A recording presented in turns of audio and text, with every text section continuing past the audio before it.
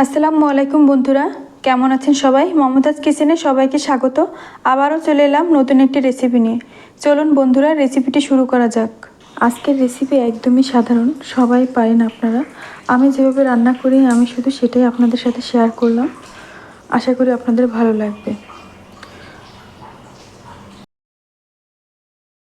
আমি এখানে 200 গ্রামের মতো চিংড়ি মাছ পরিষ্কার করে ধুয়ে কেটে নিয়েছি এবং দুটো পেঁয়াজ ভালো করে কুচি করে কেটে নিয়েছি, 4-5টা কাঁচা লঙ্কা দুফালি করে কেটে নিয়েছি, 4-5টি রসুন কুচি করে কেটে নিয়েছি। একটি পাত্র গরম করে তার মধ্যে তেলটা গরম হওয়া পর্যন্ত অপেক্ষা করে আমি নুন দিয়ে দেব।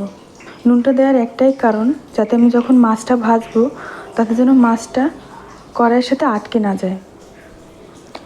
এবার সামান্য পরিমাণে হলুদ দিয়ে দেব।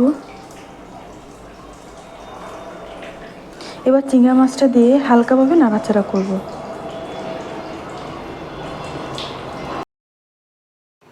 এবার চিংড়ি মাছটা হালকা করে নাড়াচাড়া করে নেব। খুব একটা বেশি ভাজবো না, বেশি ভাজলে শক্ত হয়ে যাবে। চিংড়ি মাছের কাঁচা গন্ধটা যাওয়া অবধি অপেক্ষা করে এখন আমি রসুন, পেঁয়াজ, কাঁচা লঙ্কাটা দিয়ে খুব ভালোভাবে কষিয়ে নেব। আপনারা সবাই বাড়িতে কেমন করে রান্না করেন অবশ্যই একটু জানাবেন বন্ধুরা। অপেক্ষায় রইলাম। রসুন, পেঁয়াজ, কাঁচা লঙ্কাটা দিয়ে ভালোভাবে কষাবো যত সময় কাঁচা গন্ধটা না যায়। এবার ঢাকা দিয়ে রাখবো 5 মিনিটের মতো। এবার আরেকবার ঢাকাটা তুলে ভালোভাবে নেড়েচেড়ে নেব। আর একটু ঢেকে দিয়ে আরও একটু অপেক্ষা করার পর কলমি শাকটা দিয়ে দিলাম। এবার খুব ভালোভাবে উল্টে পাল্টে নাড়াচাড়া করে নেব। কলমি শাক রান্না করা বন্ধুরা একদমই ইজি, আপনারা তো সবাই জানেন। আমার কলমি শাক ভীষণই পছন্দ। আপনারা কারা কারা কলমি শাক এবং চিংড়ি মাছ পছন্দ করেন একটুখানি কমেন্টে জানাবেন। হ্যাঁ, এবার ঢাকা দিয়ে রেখে দিলাম। আমার কলমি শাক রান্না করা প্রায় কমপ্লিট। আরও একবার নাড়াচাড়া দিয়ে আর একবার ঢেকে দেব। 2 মিনিট মতো ঢেকে রেখেছিলাম, তারপর আমি আবারও নেড়েচেড়ে দিচ্ছি। আমার কলমি শাক হয়েই গেছে, আপনারা দেখতে পাচ্ছেন।